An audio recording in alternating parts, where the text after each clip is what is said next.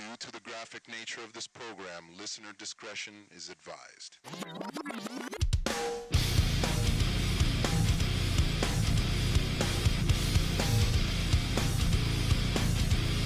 And welcome back. Diecast OutKast here, episode 38.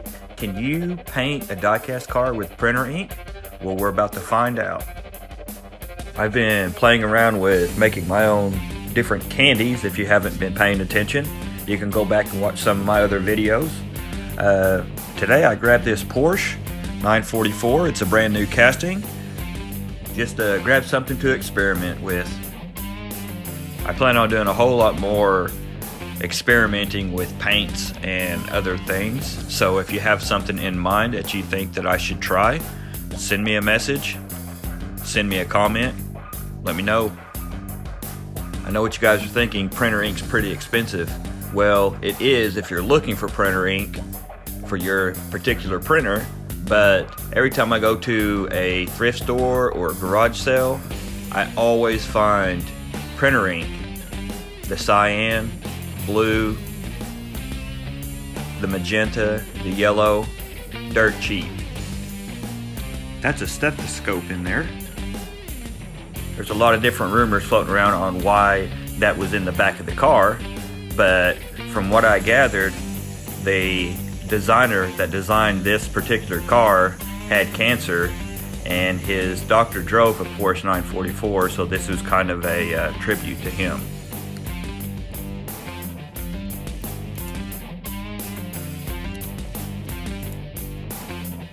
Here's a little closer look. I thought that story was pretty cool. Body's okay, interior glass is good, it's all new, just fresh out of the package. I'm not a big fan of the wheels. We're going to swap those out with some Matchbox wheels, believe it or not.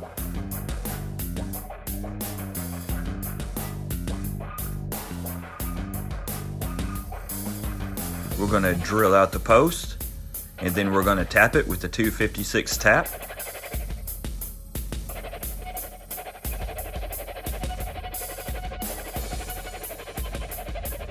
I have to use this generic music so I don't get in trouble with copyrights, but it sounds like somebody's trying to be Rage Against the Machine.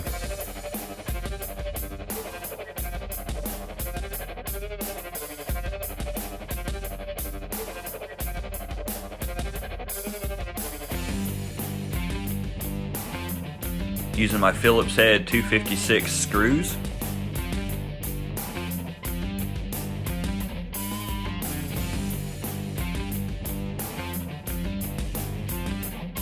I'm going to go ahead and fit this all back together to make sure it snaps back in place.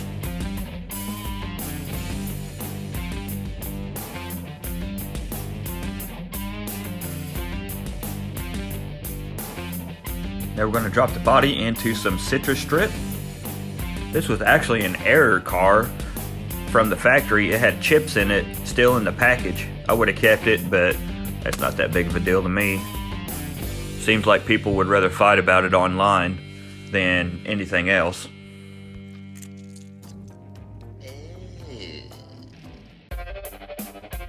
Right, Ernest? I mean, am I right? Sure missed that guy. This was only in there for about 30-45 minutes. I did some other things and came back, but it comes off nice and clean.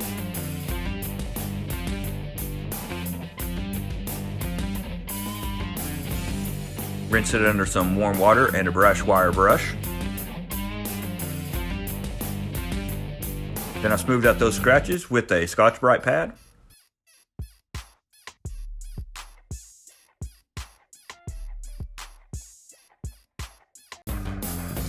Hey, that's smooth enough for what we're going to do. You know, honestly, I'm a muscle car guy, but I really like this body style, and I almost bought one this summer, but I thought I had too many vehicles. So we're going to use some Wicked Colors silver, and then use some flat black for primer. I always like using the black primer for a base, and then going over that with the gold or the silver or any other metallic. It gives it more depth.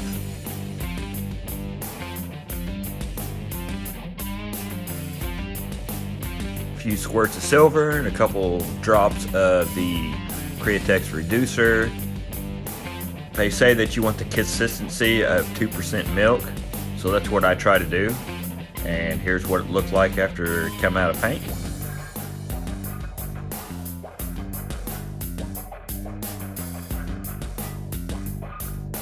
So I bought this ink at a garage sale for 10 cents. Since I used alcohol inks and India ink in the past, I thought, why don't I try printer ink? So I broke it open. I've got to figure out a better way of doing this, but I got what I needed to come out of it.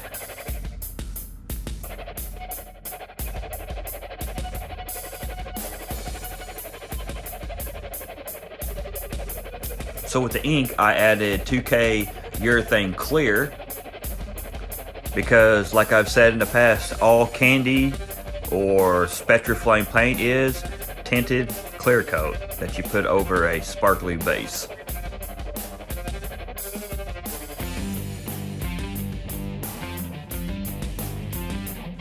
I'm going to put a couple drops of the hardener that goes with the 2K urethane clear in with it. I usually do a little less than half and half. That's so I can get the paint to dry a little quicker. Just about 4 coats so I can get the right saturation and shine out of it. I love the color, but I had a little bit of trash stuck in there. So what I did was took some 2000 grit sandpaper and did a little wet sand where the trash was on top and on the sides. You can see that spot there on the hood. There's the one on top. I went ahead and did my details and then went over about 3 more times with some 2K urethane clear. And it stayed wet. It still looks like this to this day. Did a few little small details on the interior. I also really dig these new Matchbox style wheels. I wish Hot Wheels had a nice set like this. You can also see where I put in an exhaust pipe. And this is what we started with. Hot Wheels Porsche 944. If you want to see me do some more of these import style vehicles, let me know in the comments. Or if you have any ideas on paint, put those in the comments. Make sure you subscribe, give me a thumbs up.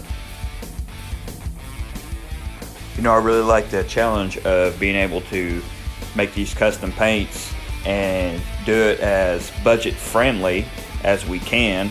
That's what I'm working up to see what we can do to get the best bang for our buck, and everybody else can do the exact same, because I know we're not all made of money.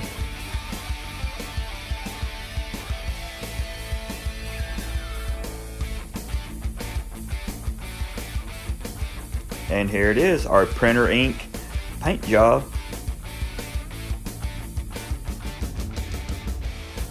So I'll be honest with you, I really can't see a difference between the printer ink, the Sharpie paint, the India ink, the alcohol ink, or the Spectraflame.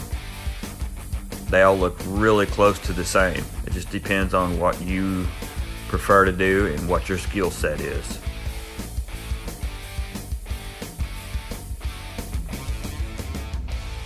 And like I've said in the past, if you have any questions that you might not want to ask in the comments because of people, you can always email me at Diecast_OutKast with a K at yahoo.com, and I will try to get you an answer. No judgment here, and no questions are too stupid. Ask away. Also, stay tuned to see an update on the Red Line Challenge. It'll show you everybody who has signed up, and if you keep watching to the end, you'll have some information in case you want to sign up and play with us.